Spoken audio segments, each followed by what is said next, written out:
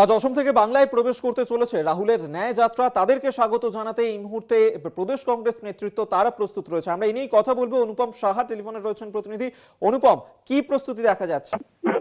দেখো, এখন কিন্তু একদম শেষ পর্যায়ের প্রস্তুতি। আর কিছুক্ষণের মধ্যেই অসম থেকে কিন্তু বাংলায় প্রবেশ করবেন সর্বভারতীয় জাতীয় কংগ্রেসের নেতা সাংসদ রাহুল গান্ধী।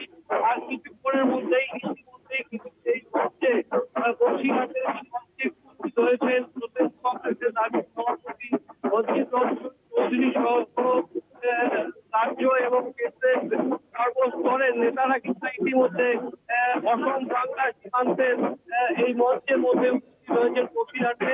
তাকে বৈরাগী নৃত্য এবং এখানকার যে কৃষ্টি কালচার সেই বৈরাগী নৃত্য খাওয়াইয়া গানের মধ্য দিয়ে কিন্তু তাকে বরণ করে নেওয়া হবে।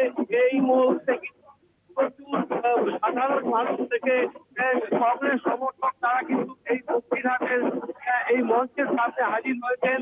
কড়া নিরাপত্তা ব্যবস্থা করা হয়েছে।